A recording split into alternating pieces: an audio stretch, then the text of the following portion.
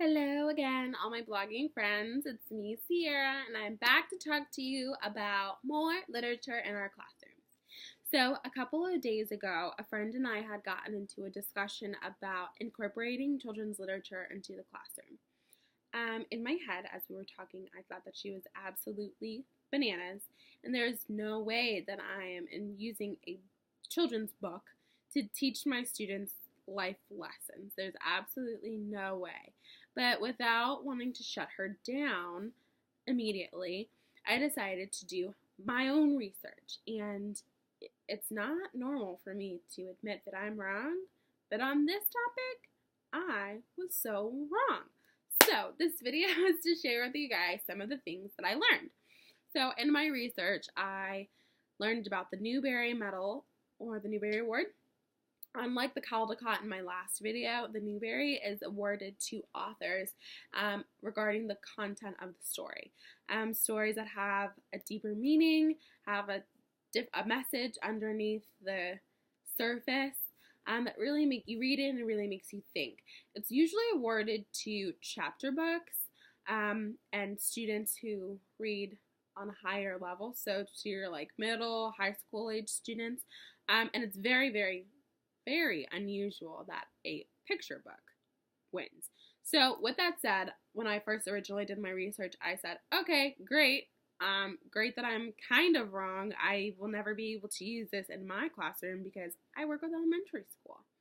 However, working with my school librarian, I did find a picture book that has won not the award, but a Newbery honor, and it is a picture book, and let me tell you, that is something so incredibly uncommon, because since the Newbery Award does focus more so on the content of the story, it's a lot harder to have a picture book because you have to pack so much content into a short amount of pages.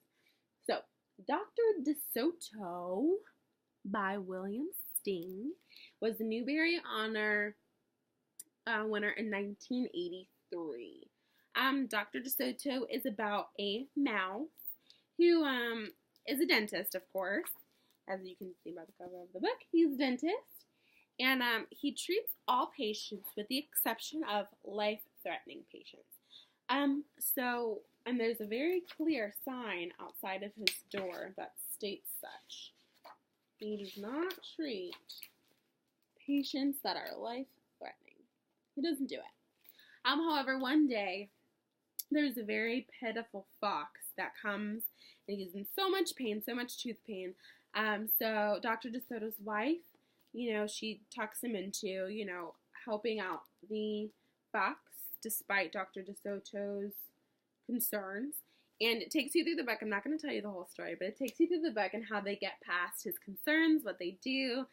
There's a little underlying message with a fox, and it's a really good story. I personally like it because since it is a picture book, you'd think that it doesn't have much for your students to think about, but after you finish reading it, it really does. You can use it as a way to teach your students the difference between right and wrong. Doing something that you know is right, even though you may have some sorts of doubts about it. If you feel that it's something genuinely right, you should always do right by others. You should always want to do right. You should always want to do good, rather than sometimes it's easy to judge a book by its cover and not want to do something because of what you automatically assume. So it's a good way to introduce to your students to always be open-minded, and if you do have concerns, try to think outside of the box to find another solution where both parties benefit. So if you're looking for a way to get your little ones interested on how to problem solve and think outside of the book, Dr. DeSoto, a Newbery Award-winning book, is the right choice for you. I'm sure there are many other children's books, picture books, that have won the Newbery Award, and believe you me, I completely intend to find them. So if you guys find any before I do, please share them with me. I look forward to my next video with you all.